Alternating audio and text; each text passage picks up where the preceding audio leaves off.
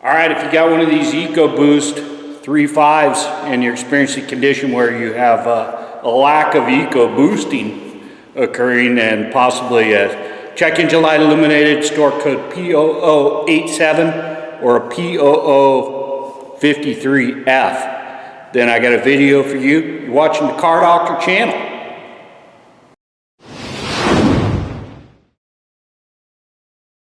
All right, welcome back to the channel. I'm Tim. I'm here at my repair shop, Donor Auto in Anchorage, Alaska.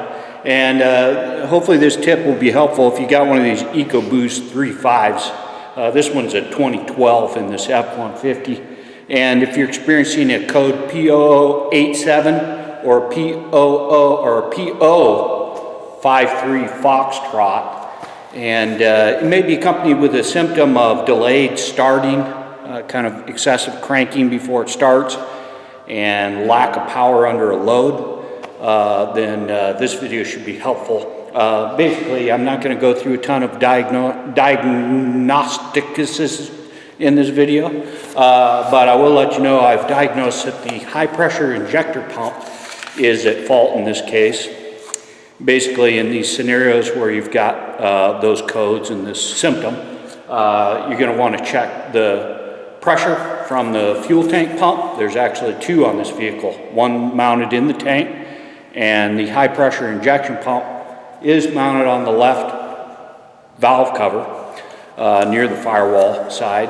And if you'll check the fuel pressure from the tank, should be maintaining like 50 to 65.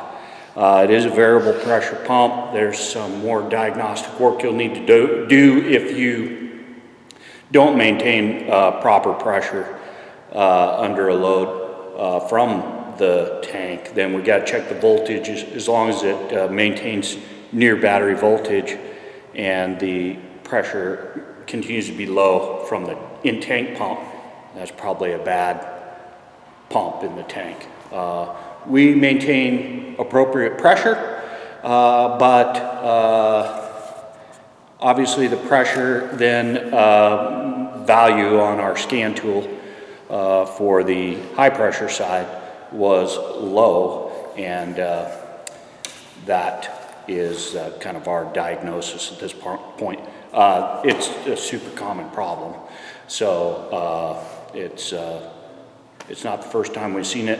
It surely won't be the last. I mean, I didn't think much of these EcoBoosts when they first came out. I thought, wow, 3.5 twin turbo, I mean, that's going to be nothing but problems. But I will say that for the most part, I've been very impressed. A lot of my customers who have them pretty much drive the heck out of them under some pretty serious conditions. And I wouldn't say that they're people who maintain them exceptionally well, but they seem to hold up pretty good, other than maybe some turbo problems, some coolant leakage. I won't go give you the full rundown, but this is one of the more common problems that we see associated with this. So basically, I did acquire a Motorcraft pump. It's it's a $150 part, something like that. It's going to be 150, 200 bucks, depending on where you're at. It's a little more in Alaska here. But I'll just go through the process of replacing the pump. You got to be careful. It is extremely high pressure. When you're removing the pressure side line, you want to like put a shop rag over it and whatnot and prevent the fuel from like hurting you. Okay, here's the updated pump. It's been superseded. The last digit is a delta on this one. And first thing you want to do is pull basically the oil cap, and then you just pop this plastic cover and remove that. And that'll give you access to the injector pump, which is mounted here at the back of the valve cover. So this pump has a little insulating cover that's supposed to kind of dampen the noise. So you just pop this foam cover off, and then we'll first disconnect the electrical connector like that. Then we disconnect this pressure side from the tank. Just I'm going to pop this loose here. Use a little regular screwdriver.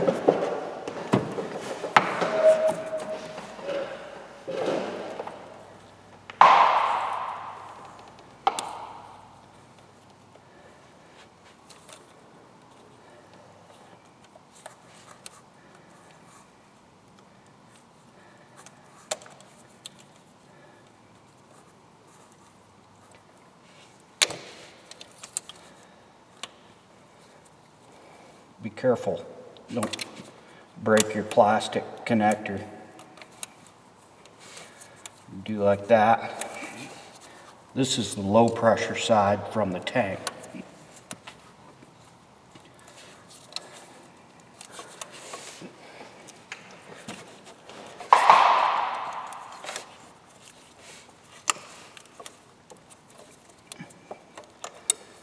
Okay.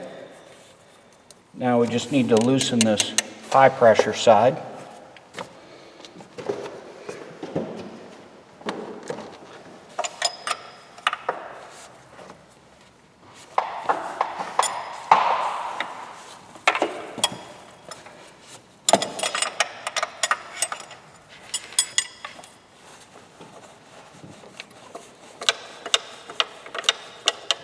Now here's an additional note of caution. If you're going to completely remove this high pressure line side, then you need to replace the entire line. But if all you're doing is loosening the end that attaches to the high pressure pump, then you can reuse this fitting. You don't have to replace the whole line.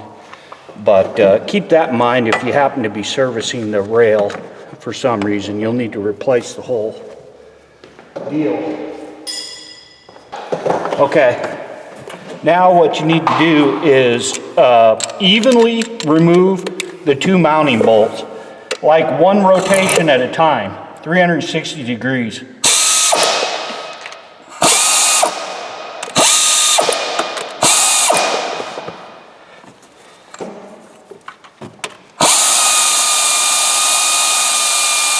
Until you get it backed out enough.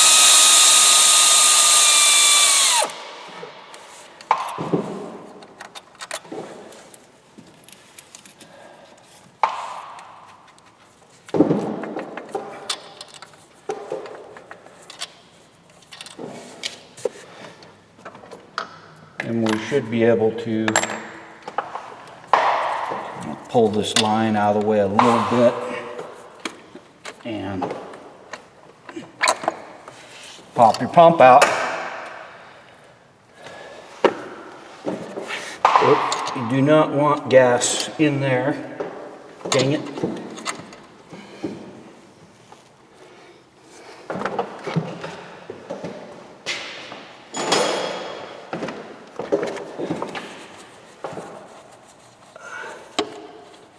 Try to keep fuel out of there, dilute your oil. Okay, here's the important part. You want to make sure that the lobe is in the lowest position here. It's operated off this cam here. You want to make sure that it's at its lowest point by turning the crankshaft. And by using the dampener pulley only, move your cam here to the lowest point of the lobe. And once you've done that, then we can install the replacement pump. And what we want to do is put a little engine oil, the OE engine oil, use that and lubricate the top of the little rocker there, and also the O-ring, sealing O-ring for the pump itself before installation. I think we see the problem here. You can see the old pump versus the new pump, and you can see the amount of extended spring, which is very different. So this is actually stuck in a compressed position, indicating that this pump is smoked.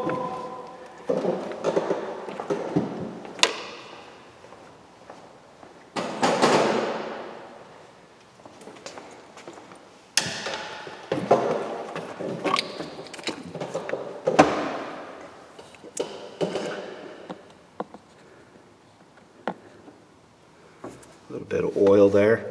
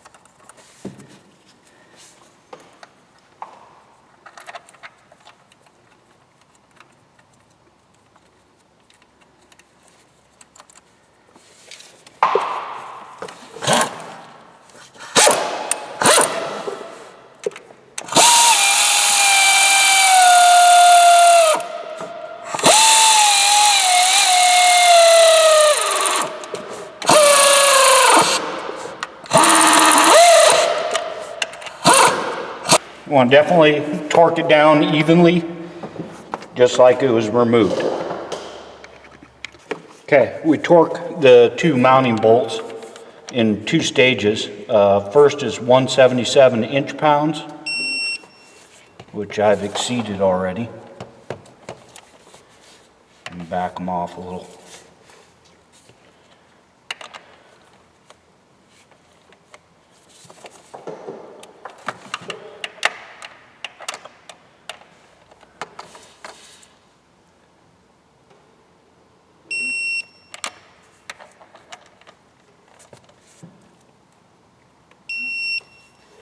And then we go an additional 40 degrees, I believe.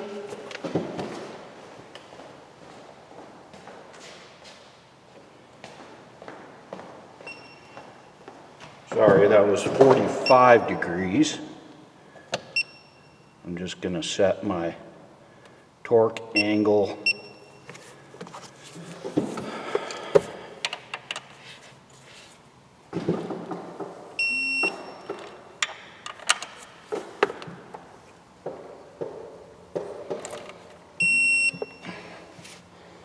Okay. Then there is a mounting plate bolt, which I didn't disturb, down here, that is supposed to be torqued.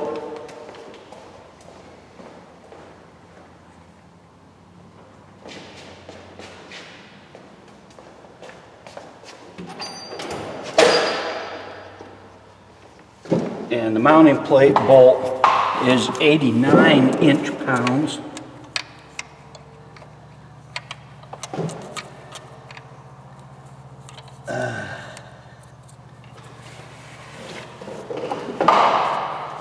We'll go ahead and torque it also.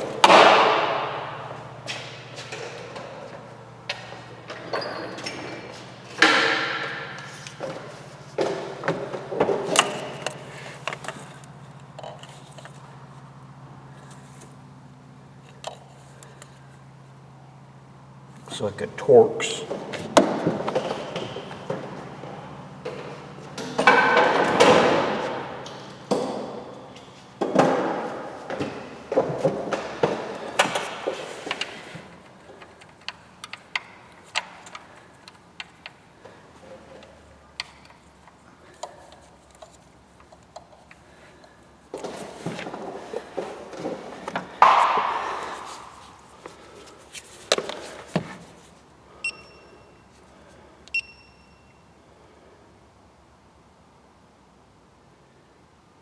torque it to 89 inch-pounds.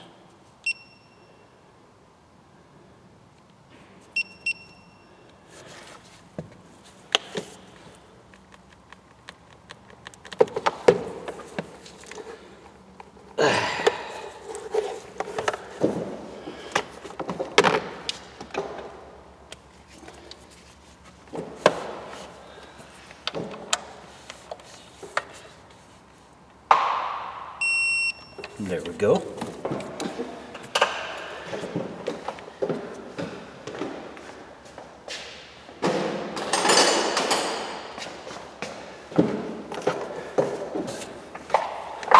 Just retighten the fuel line.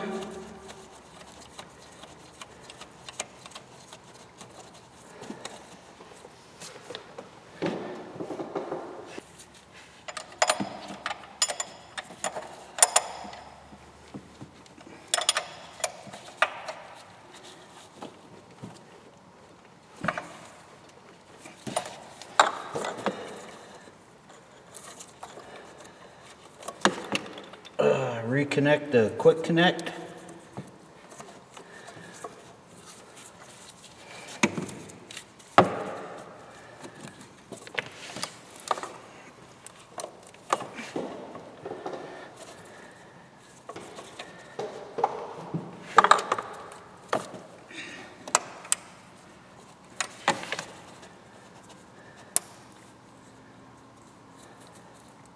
And the electrical connector.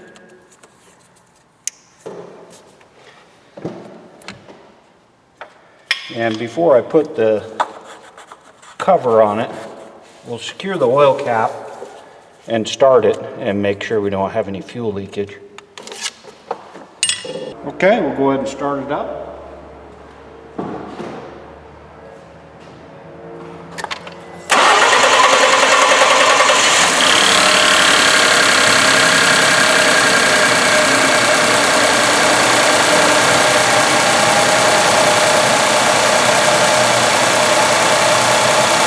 Looks good.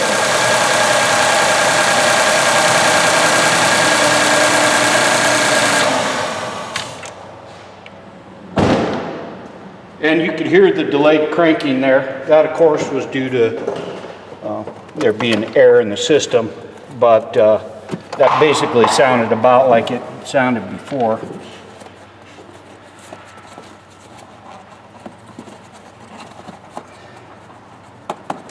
That's basically how you install that noise dampening cover.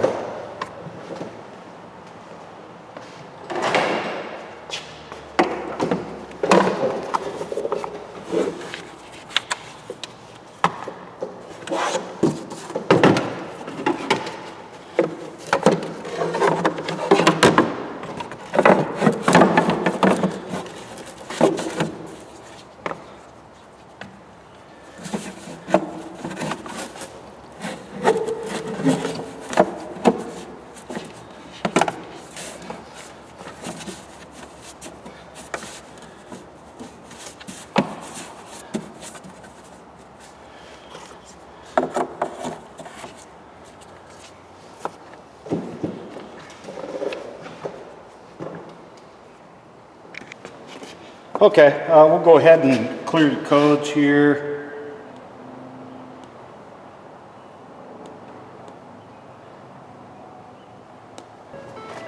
Now we'll go ahead and start it. Start it right up and go to emissions and fuel system data and take a look here. Get a good view.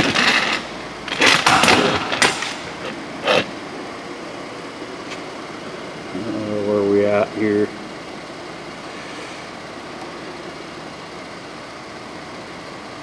Fuel rail pressure, actual barometric pressure. Okay, fuel rail pressure, PSI 217, desired 210, perfect. Oop, there you go. Our pressures are falling right in line. So Now we'll just take it out, take it for a spin, monitor the pressure and the performance, but I got a pretty good feeling here we got this thing squared away. Hopefully I didn't miss anything there. I do hope this video has been helpful, and I appreciate you watching. I'm going to take a couple weeks off here, go do some fishing. And I really appreciate you watching. I'll catch you next time. Take care.